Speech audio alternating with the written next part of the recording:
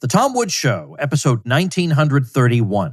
Prepare to set fire to the index card of allowable opinion. Your daily dose of liberty education starts here. The Tom Woods Show.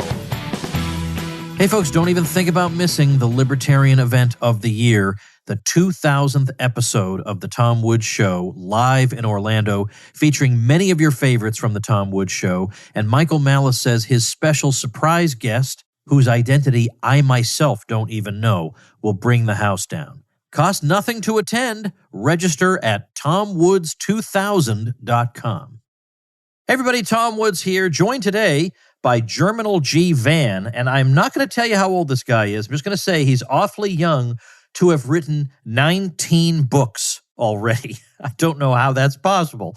But we're talking today in particular about his book, The Economic Condition of Black America in the 20th Century, a Historical and Empirical Analysis. Germinal, welcome to the show. Oh my God, thank you so much, Tom. I'm glad to be on your platform. It's a dream coming true. Thank you. That's very kind of you to say. Well, you are one of the few people in this little ideological world of ours who makes me feel like a lazy bum when I look at your productivity. You're only 31 years old. You're a pup, for heaven's sake. So I don't know how you're doing it, but I want to start up before we get into the topic of your book. You, I guess, came to the United States in 2010. I read that somewhere. Mm-hmm. And you came from what English speakers sometimes call the Ivory Coast or Côte d'Ivoire. Yes. And I'm interested in what that was like, or what made you decide to move to the U.S., first of all. Yeah, sure. So for some reason, I always love Anglo-Saxon culture. And since I was age 10, I always wanted to come to the US. I even told my mom that one day I would come to the United States. I remember it was in 2000 because I was 10 years old. And one of the conditions for me to come, my parents said that, okay, if you succeed in the baccalaureate, which is the high school diploma exam that everyone has to take in Ivory Coast, then I can pursue my studies in the United States. So I took it the first year and I failed miserably. And I took it the second year. I changed my major and stuff. I took it the second year and I succeed. So that's when I was able to come to the US with a student visa at the Catholic University of America.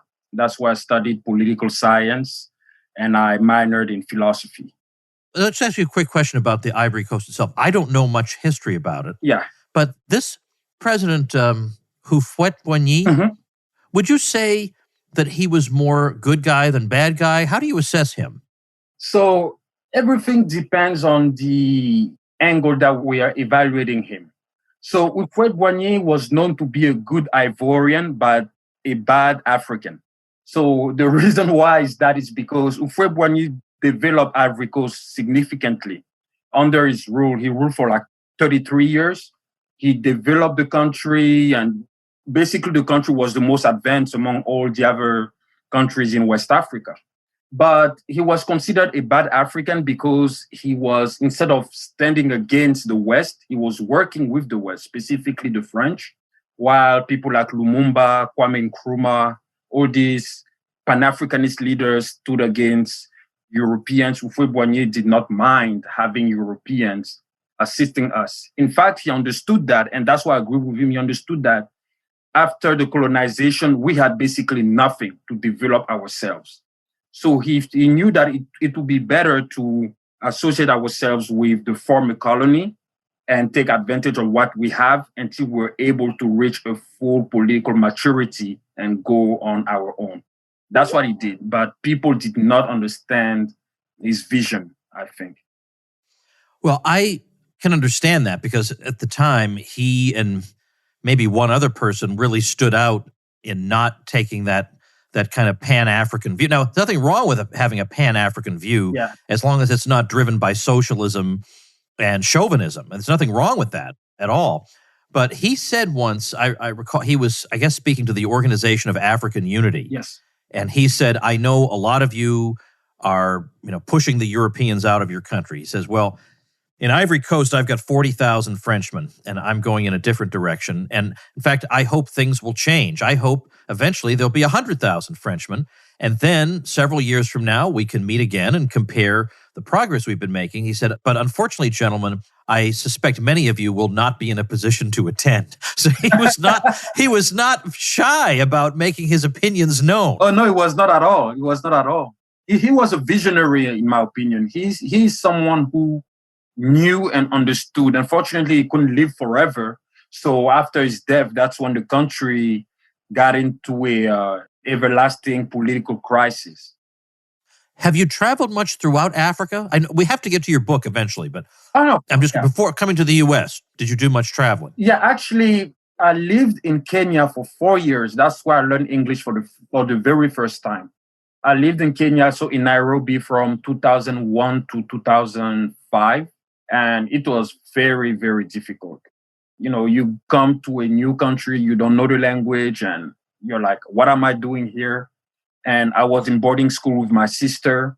So it was very difficult. It was difficult times, but, difficult times makes you stronger and you learn and you become more independent as you grow. So I lived in Kenya for 4 years. I also traveled to Rwanda, Tanzania, because my dad used to work at the United Nations. He used to be a prosecutor for the Rwanda genocide.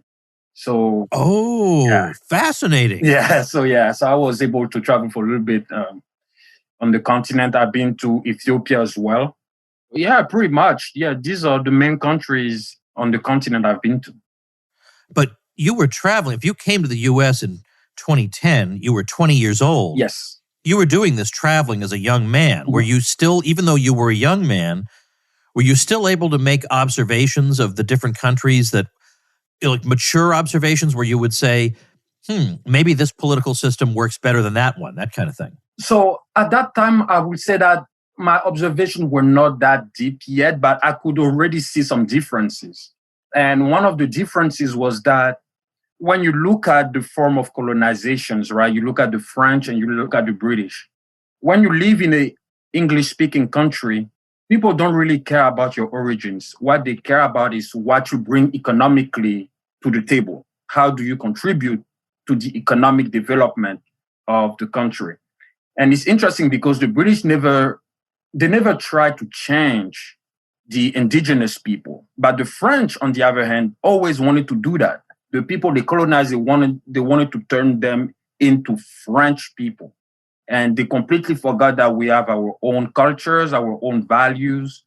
So we can speak French, but we will never be French. And that's the thing. And that's one of the reasons why French-speaking countries are lagging compared to English-speaking countries. And that was one of the first things that I understood from the get-go.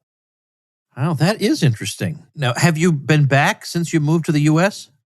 Yeah, so the first time I went back was basically in 2011. I went back to see my mom, and then I went back in 2012, then in 2013, and in 2015. So 2015 was the very last time I went back home. Is there anything about it that you miss? Obviously, you preferred to go abroad, but is there anything about it where you say, well, there really is something about this that really is home for me? I mean, I would say the food. The food is one. The humor is another one. The humor? How is the humor different? I mean, Ivorian humor is, it's not even French humor. I mean, French humor, like, it's, people don't know that French people are, excuse my language, jackass. Okay. But Ivorian humor, like, it's very different in the sense that you need to have a thick skin to handle it. Oh. If you don't have thick skin, yeah, you will take things very personal, and it's not. People tease a lot. And for someone who doesn't have a thick skin, he might take it the wrong way. And it's not that we're seeking deliberately to verbally harm someone. Of course not. It's just that it's just the way we tease, the way we joke around. This is going to be the last thing I ask about Ivory Coast, but how does it rank roughly in terms of prosperity among the various African countries? Yes, so I was checking this morning the data for the Economic Freedom Index, and I think Ivory Coast is among the mostly free countries. I think its rank is 64, 65, or maybe in the 70s. I'm not too sure, but I know it is in the mostly free countries. So that is to tell you that Ivory Coast is one of the countries that is safe when it comes to do business, because Ufwebwanyi implemented that culture of entrepreneurship back home. So investors from all around the world come to Ivory Coast to invest. That is why we have been prosperous for a very long time. We've always focused on increasing our property rights index too, because we know that if you have a country where the property rights are enforced, you feel safe investing there because you know that you have a return on your investment. So this is basically what Ivory Coast has been focusing on, and we are among the first in West Africa. I mean, of course, Nigeria and Ghana right now are thriving, but when it comes to the French-speaking countries, we're definitely the first. Okay. All right. Very good. That's more or less what I thought from the reading that I have done on the subject. Now, let's get to when I say your book, I just mean the book we're talking about today. I don't mean to imply that you have only one book because you have 19 of them somehow at age 31. Anyway, so we're talking about the economic condition of Black America in the 20th century. Now, you could write a book like this and just have a lot of facts and figures, but then that wouldn't be very interesting to people. There's always got to be some underlying thesis. So why did you write this book? What were you trying to bring to light by tracing out the economic history of Black Americans in the 20th century? So first of all, Black Americans are Africans like me. Like they are my brothers, if we want to call it by race, by civilization. But I was always wondering why Black Americans are so backwards when it comes to economic and social development compared to the other communities in the US. Because someone like me, for instance, I came here in 2010 and I behaved pretty well and I was able to escape poverty. I mean, I have to admit that I could have done stuff that would have made me basically doomed to be in poverty, but I didn't. And it was really shocking to me to see that you had people here in the US who were born and have access to opportunities and resources, and they're lagging. I couldn't understand it. Because me, for instance, like if I didn't have my parents to help me pay my studies, I couldn't take loans from the government, for instance. I mean, thank God I didn't take loans anyways. But at the time, I didn't understand how the loans work and stuff. And I was willing to actually take it and pursue my education. But in the US, you have Black Americans who have access to education and they can't make it. So that was one factor. The other factor was even the living conditions. And they've been using slavery as the common denominator to justify why they've been lagging economically and socially. So I wanted to make an inquiry and go all the way to the 19th century to understand, because that's when slavery was legal, then it got abolished. So from the time it got abolished to the 21st century, what Black people have been through to be where they are today. And in my research, I realized that Black people have done a lot of progress. And what is shocking about that is that the progress they made it through themselves without government help. Whenever the government tried to help them, it actually made them backwards. Like it prevented them from moving forward. I mean, we can go deeper into that. Like when we look at the welfare state, for instance, that is a perfect example where Black people have been lagging. Since this program has been implemented in America, Black people have not thrived the way they should have been. Those who have thrived are those who relied on the market means to reach their end. So that's more or less the thesis that I identified in the book, and I assumed you were going to be pursuing before I even looked at it. So let's start with the very beginning of the 20th century. And again, there's so much to talk about. I might have to actually have you back a second time to really get through all of it.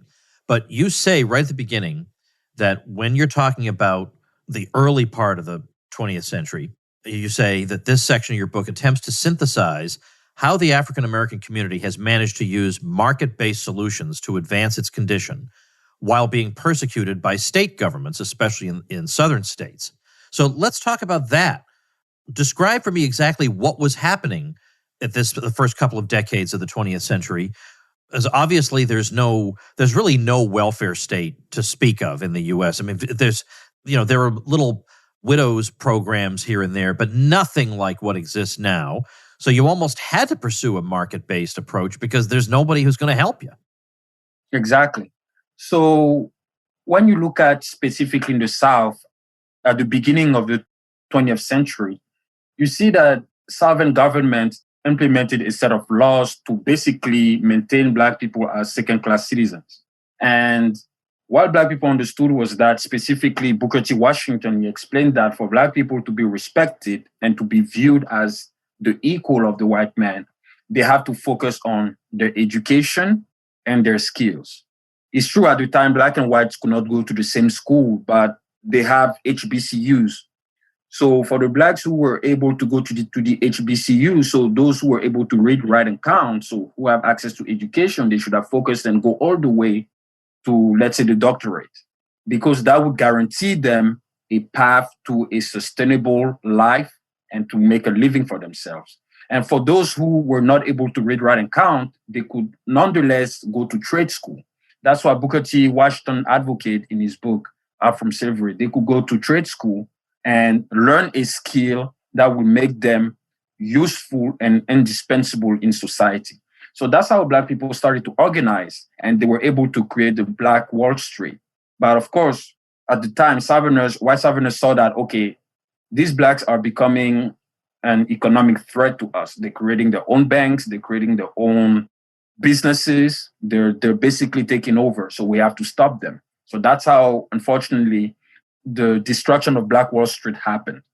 But Black people focus a lot on creating businesses that they knew that they could provide goods and services for the community, and that will gather them together.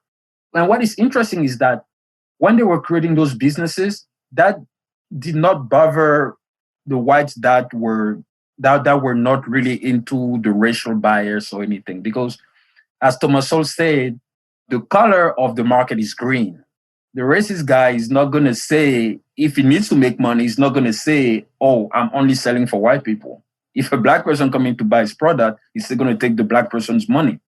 And that was the same philosophy that Blacks were applying for themselves. And that's why they were able to make significant progress, even at that period in history already, before Jim Crow became took another dimension.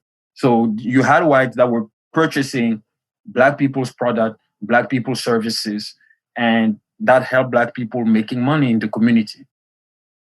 Do you think there's something we should say about a contemporary of Booker T. Washington, and that is W.E.B. Du Bois, who, by the way, just for anybody listening, that is how he pronounced his name. He pronounced it Du Bois. And the question is, it's been a perennial one throughout the history of Blacks in America about the relative importance of political action to economic success. And I can see both sides of the argument, even in what you've just said, that on the one hand, Booker T. Washington is obviously giving good advice to people because maybe who knows when political progress will occur. You have to do something now. You might as well build up your skills, provide something that is valuable to other people. And even if white people are making your life difficult, you can always sell to other Black people. As you say, you can sell people in the community. But given that they did operate under certain disabilities, doesn't that vindicate the Du Bois approach of political action? So yes and no. Yes, because it vindicated Du Bois, because Du Bois argued that capitalism was not made for Black people, that Black people had trouble thriving under capitalism because you have a government with institutions that only implement laws that will facilitate access to property for white people, but not for Black people. So yeah, that vindicated Du Bois, because when you look at the redlining policies, it backs Du Bois' argument that you have, unfortunately, a biased government that would favor one community over the other. But at the same time, too, the problem with Du Bois, and my personal issue with Du Bois, is that Du Bois, instead of having more of a positive approach to how to uplift Black people, he was making them feel like they were doomed. And I understand why he did that. It's for Black people to understand their conditions. But when you try to make people aware of their condition by making them feel like they're doomed, all they're going to do is to feel like they're victims. And the victimhood mentality that we have today in America is the ideological residue of Du Bois. And that bothers me. But yet, if you go to really, any African-American studies department in America, and you say that, you would, let's say, not be greeted with open arms as someone who's going to bring an interesting new perspective. It's everybody thinks one particular, almost everybody thinks one particular way, and not just in that department, on the whole campus. Booker T. Washington is thought of as a sellout who wouldn't stand up for his own race. You can't even have a conversation about it. Oh, yeah. And unfortunately, that's one of the big issue with the African-American communities, that if you think like Booker T. Washington, as you say, you're a sellout, you're not Black. As if there is a way to measure Blackness. Basically, you have to think a certain way. You have to be progressive, left-wing. If you think for yourself, if you think that you can make things on your own, you can lift yourself, you have a problem. You hang out with too many white people. No, I'm a human being. Like, I didn't choose my skin color. Okay, I was born as a human being who happens to be Ivorian, who happens to speak French, and that's it. I didn't choose my parents. I didn't choose my nationality. I didn't choose the language I speak. But what I know is my education. I know that by being educated, by having the skills I need to prosper in society, and by behaving correctly, I can have a secured life and provide for my family. That's what I understood. And I didn't think that the system was oppressing me. And I wrote this book, in fact, for Black people to understand that it's through the market that you thrive. In fact, the system that you're asking to giving you handouts is that very same system who has been maintaining you in that mental slavery after actual slavery. Folks, let's take a minute to thank our sponsor, BetterHelp. We're halfway through the year now. So if you didn't keep any of those New Year's resolutions, maybe it's time to make some resolutions for the second half of the year. And perhaps one of those resolutions can be to take on whatever it is that's holding you back from happiness. I'm going to be completely honest with you guys. I've used BetterHelp myself. They match you up with a licensed professional therapist who can help you with anything from depression or stress or anxiety to relationships, trauma, sleeping, anger, family conflicts, and more. It's super convenient, entirely confidential, affordable. You run it from your computer. You can communicate with your counselor through messages anytime, and then you can set up weekly telephone or video sessions. You don't have to be in the United States to use BetterHelp. The service is available worldwide. Check out the testimonials they post daily on their site to see for yourself. In fact, so many people have been using BetterHelp that they're recruiting additional counselors in all 50 states. I want you to start living a happier life today. As a listener, you'll get 10% off your first month by visiting betterhelp.com/woods. Join over 1 million people taking charge of their mental health. Again, that's betterhelp, HELP.com/woods. Let's move ahead a little bit now in time and go up to the Great Depression. We'll skip over the 20s. Maybe you can tell us in brief how the prosperity of the 20s extended to Black Americans. And then let's talk about the period of the Depression and the New Deal, because here there's some material I think a lot of people aren't aware of, that some people referred to the NRA program, the National Recovery Administration, as the Negro Removal Act because of the effects that it had. And so there's a lot of unknown history in this period of time. But so starting in the 1920s, let's just say, did Black Americans share in the general prosperity of the time? Oh, yeah. They did pretty well. In fact, the incomes increased, the number of entrepreneurs increased, and the number of businesses that were created increased. I mean, beside the destruction of Black Wall Street, Black businesses around the country increased. Why? Because of the Great Migration. People were being tired of being oppressed in the South. First of all, they're being oppressed. The South is broke. They don't produce any money, no wealth, nothing. So people say, we're going to move to the most industrialized places. Of course, it doesn't mean that in the North or the East or maybe the West, people were wholly, of course not. People had their racial biases, but people were willing to hire Blacks because they need labor. And Blacks were also willing to work for lower wages so long as they can put food on the table and provide for their families. So that's why Black people were able to participate in the boom and actually take profit from that economic boom in the 20s. And then the Great Depression happened, and we have those on the left blaming capitalism for the failure, but we all know that it was, in fact, the Federal Reserve that messed up. They didn't do what they were supposed to do. That's why we had the Great Depression. And FDR policies did not favor Blacks, in fact. That's the funny part. Like all the policies he implemented, there was a policy that he implemented for agriculture. Basically, white people had to give their dead lands to Blacks. but those lands, you cannot do anything with it. And that was a law, like specifically in the Southern state. And FDR did that to maintain the Southern vote, something that people don't really know about it. Because the welfare state started under FDR, but the policies of the welfare state at the time were only for whites. Blacks did not even have access to welfare policies until LBJ. So most of FDR policies did not benefit Black at all. Blacks just became more Democrats because of Herbert Hoover, who was a huge interventionist. Most of the policies that he implemented alienated Blacks, and it made it worse for Blacks to move forward. That's why they start voting massively, of course, under the leadership of Du Bois, for Democrats and FDR. But the policies of FDR did not improve Black people's condition, at least not significantly. It may have helped some of them, but the majority did not benefit from it.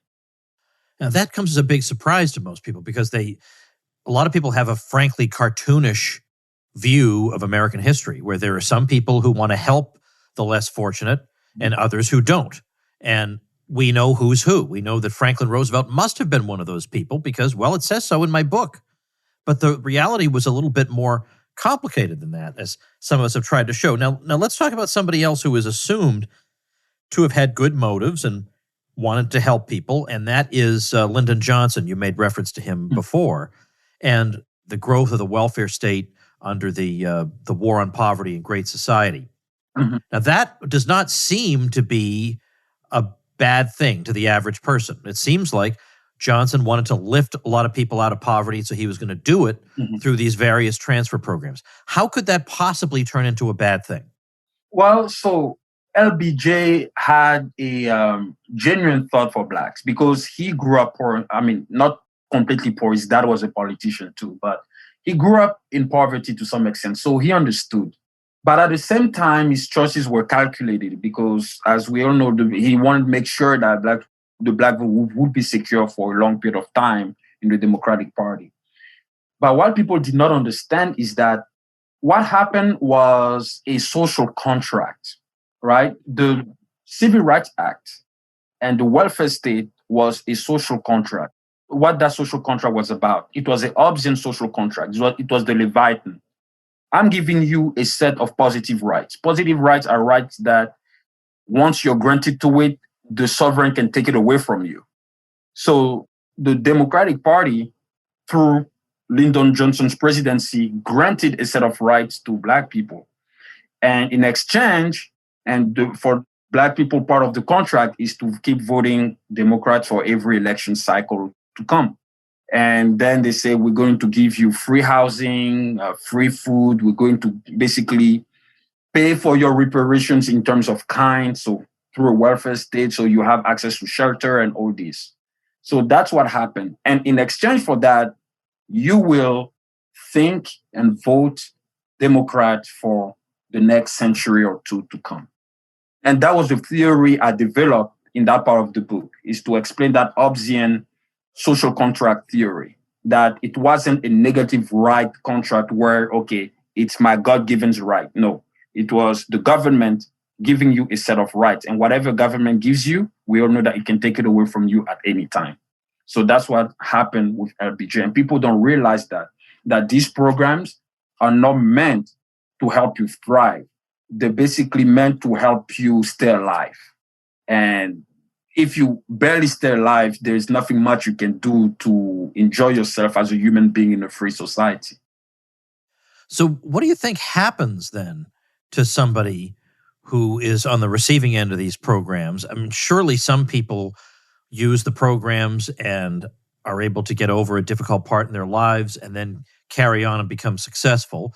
But on the other hand, it seems like that's not really the norm. Now, why would that be? What exactly are these programs doing to people?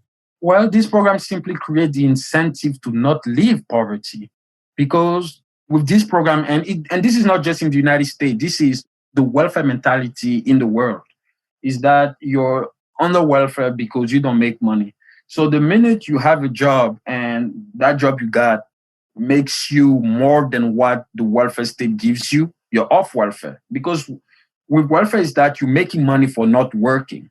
So you have people staying at home, receiving their cut every 2 weeks or every month. It depends on how the payments are set, but they're receiving their cut. So when you are making money without having to spend any physical effort, without having to wake up in the morning, commuting, going to the office and finishing at 10 p.m., and then you have to commute back again, all of that, people see, what should I work for? So this program simply creates the incentive of staying in poverty. It creates the incentive of bad behavior. There was a study that showed that the government was basically incentivizing women to have, specifically Black women, to have kids with different men so that they can collect welfare paychecks. And on the other hand, the Black man is going to prison so that his girl can have the paychecks. Otherwise, if they're married, they don't get any benefits. So that's how, if you see, the welfare state basically destroyed the Black family unit. Thomas Sowell and Walter Williams conducted a study where they saw that before the welfare state, the Black family unit was actually stronger. Unemployment in the Black youth was lower.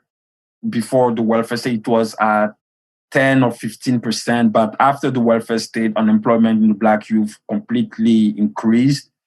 Single parents household also increased the rate. It was 22% before the welfare state. After the welfare state, it reached 73%. So this tells you how the welfare state, instead of improving the life and well-beings of Black people, it just destroyed. It did the opposite. It completely destroyed the well-being. And today, that's why you see the project. You cannot live there. You cannot even go there because it's unbearable.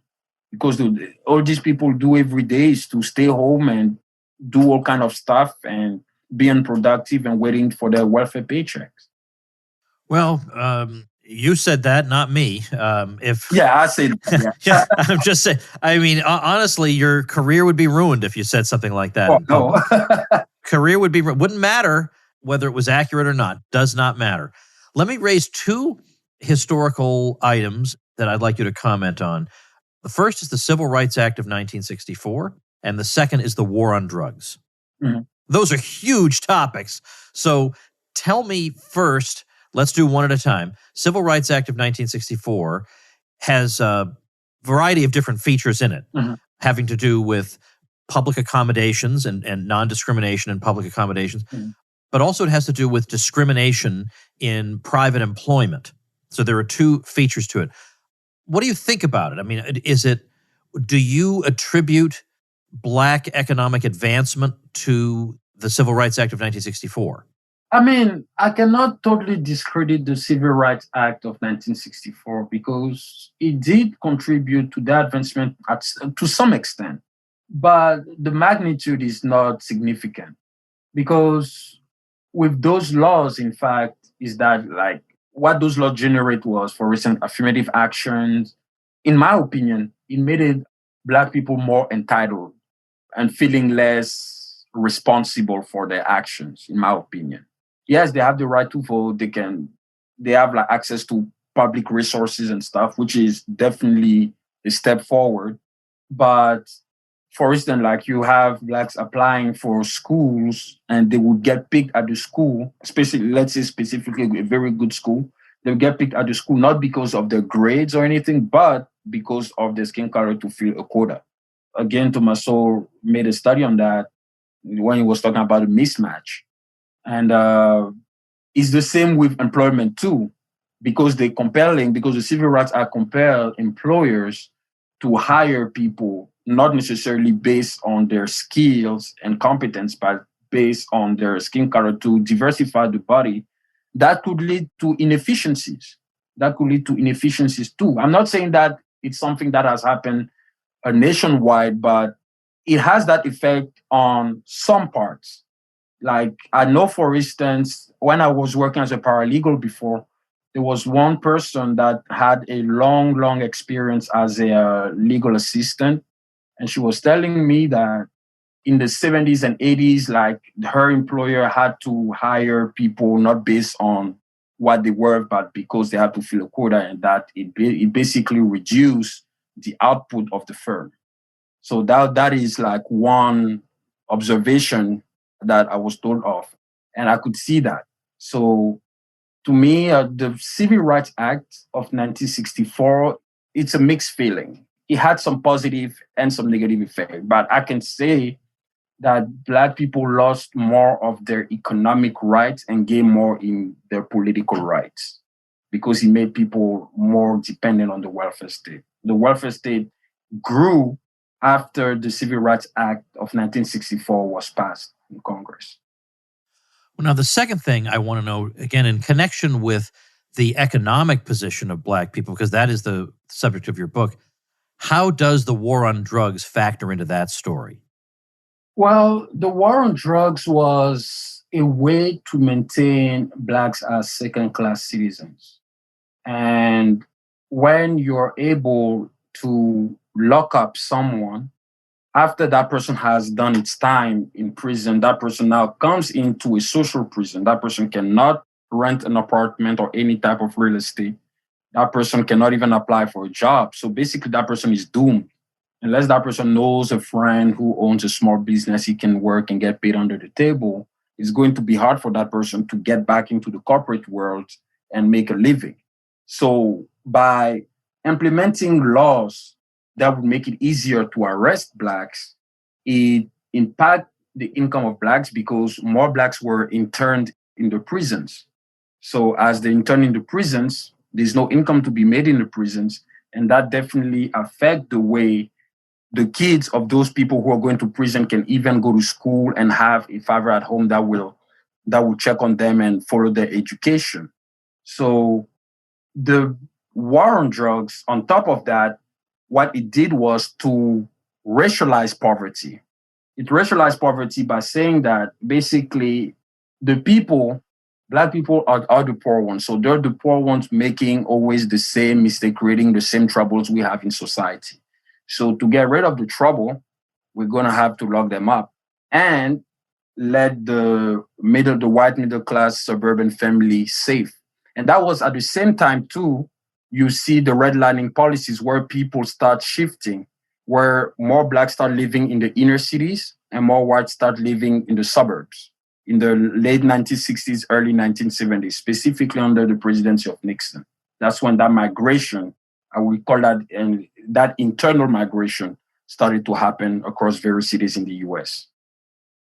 Well, what is it that changed between Nixon and then we get to Clinton that you would refer in your book to the crime of Bill Clinton involving mass incarceration? How did we go from just the war on drugs to the mass incarceration? What's the difference between one and the other? So the difference was that Nixon was basically focusing on hard drugs, whereas Bill Clinton was focusing on all type of drugs, and not just drugs, but all type of crimes too. So what has happened was that under Bill Clinton, though, crime did significantly decrease, but at the expense of destroying Black families too. Because Bill Clinton created that 3-strike rule. After 3 strikes, you're out. And what he did was that his presidency created a deal with private prisons too, where people had to serve a certain time in order to be able to get parole. And then they give money to those prisons to maintain the inmates, specifically Black and Hispanic inmates, longer in prison.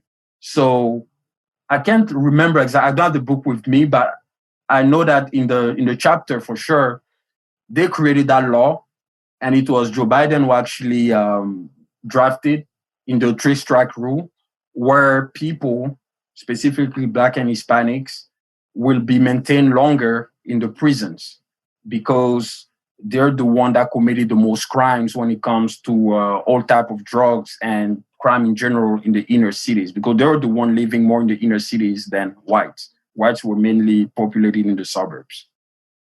There's so many more things I want to ask, but I've got to kind of keep to the usual show schedule. So I'd like to get you back on because I have a lot of other things I want to. I've wanted to spend the whole episode really on your background because I'm curious how you wind up in, if you're raised in a French-speaking country, or at least a country that had been colonized by France. Mm-hmm.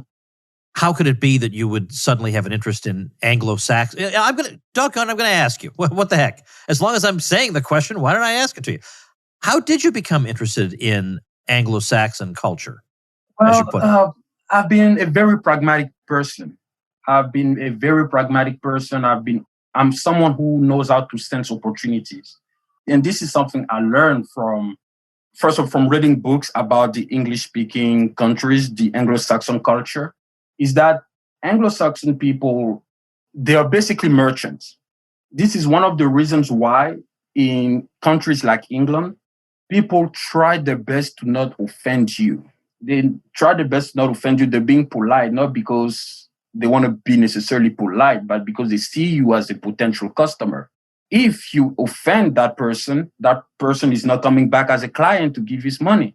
That's why you see many people in the Middle East sending their kids to study in London, because England has been designed for that. And it is that mindset, that spirit that was transferred in the United States. So in the United States and in England too, but more in the US, it shows you that anybody can be successful. You don't need to have necessarily a PhD to make it in life. That's the American mentality. In France, they focus more on your academic credentials than your actual skills or what you're worth in society. So to me, I knew that if I came in the US, I would have a chance to make it on my own. And England is perhaps the only country in Europe where someone can have access to real economic mobility compared to the rest of Europe. And in the US, everyone has access to economic mobility. That's why you see people leaving whatever they have at home and coming to the US every year. The US is the only country that welcomes more than, I would say, close to 2 million people per year, because people know and they understand the opportunities that they have in this country. That's the Anglo-Saxon mentality. People give you not just the opportunities, but access to the resources for you to create yourself and to bring value to society. Something that is not really done in French-speaking countries. All right, that's interesting. I wouldn't have thought of any of that. So I'm interested in your perspective because it's unique. The traveling you've done, the cultures you've interacted with, all the writing you've done is unbelievable. And you have like a full-time job. I don't know how you're doing this. Even, I think back to the glory days when I was 31, and even I can't remember having that much vigor at that time. So keep it up. The book we've been discussing is The Economic Condition of Black America in the 20th Century, a Historical and Empirical Analysis. I'm linking to it on the show notes page, tomwoods.com/1931, where you can check that out. And, I know maybe I've got you for another 18 episodes if you're up for it over the next the coming months. But I'd love to have you back, and thanks so much for your time. Oh, thank you so much, I really appreciate it, and I'll be delighted to come back again. And one thing I would like to say before I go is that I think you should have on your show one day Michael Hoffman. He's a great Austrian economist. He has done a lot for the Austrian movement, and I think he really deserves a shot on your show to promote liberty. Okay. Thank you for the tip. No problem. All right. We'll talk again soon. Thank you very much, Tom. Appreciate it. All right, folks. That's our episode for today. Tomorrow, our old friend Gene Epstein joins us to talk about the national debt. We hear a lot about the national debt. It gets bigger and bigger. Nothing seems to happen. Does this mean the national debt is harmless? What are the harms of the national debt? Why should we be concerned about it? Gene's going to walk us through all that tomorrow. So make sure you have subscribed to The Tom Woods Show so you don't miss episodes like this. And if you enjoyed this episode, and really, why wouldn't you? Check out supportinglisteners.com, because there you get membership in the Tom Woods Show Elite, which is what in your heart of hearts is missing from your life. Best community on earth, plus I give you 1,000,001 goodies. So check it out, supportinglisteners.com. See you tomorrow. Become a smarter libertarian in just 30 minutes a day. Visit tomwoods.com to subscribe to the show for free, and we'll see you next time. Like the sound of The Tom Woods Show? My audio production is provided by Podsworth Media. Check them out at podsworth.com.